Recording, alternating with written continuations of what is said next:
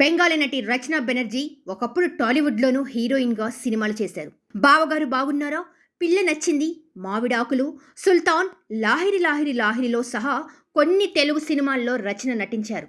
తన కెరియర్లో ఎక్కువగా బెంగాలీ, ఒడియా చిత్రాలు చేసిన ఆమె తమిళం, కన్నడలోనూ కొన్ని మూవీలు చేశారు. బెంగాలీ సీరియల్తో పాటు టీవీ రియాలిటీ షోలకు యాంకర్గా, జడ్జిగానూ వ్యవహరించారు. ఇప్పుడు ఎన్నికల రణరంగంలోకి దిగేందుకు రచన బెనర్జీ రెడీ అయ్యారు.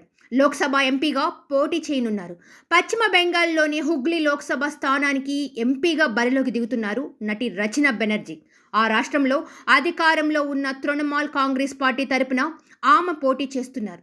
తొలిసారి ఆమె ఎంపీగా పోటీకి దిగుతున్నారు. రాష్ట్రంలోని 14 లోక్సభ స్థానాలకు సీఎం మమతా బెనర్జీ సారథ్యంలోని తృణమూల్ కాంగ్రెస్ పార్టీ నేడు అభ్యర్థులను ప్రకటించింది. ఆ జాబితాలో రచన బెనర్జీ పేరు కూడా ఉంది. హుగ్లీ ఎంపీ సీటు ఆమెకు దక్కింది. దేశంలో మరో 2 నెలల్లో సార్వత్రిక ఎన్నికలు జరగనున్నాయి.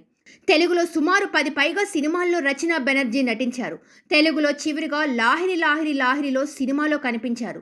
బెంగాలీలో 50కు పైగా సినిమాలు చేశారు. ఒడియాలోనూ చాలా చిత్రాల్లో నటించారు. బెంగాలీలో దీదీ నెంబర్ 1 గేమ్ షోకు చాలా ఏళ్ల పాటు యాంకర్గా రచన బెనర్జీ వ్యవహరించారు. దీంతో ఇటీవల దీదీ నెంబర్ 1గా ఆమె బాగా పాపులర్ అయ్యారు. సబ్స్క్రైబ్ చేయండి. Please do subscribe to. Please like, share and subscribe to top Telugu TV. Top Telugu TV.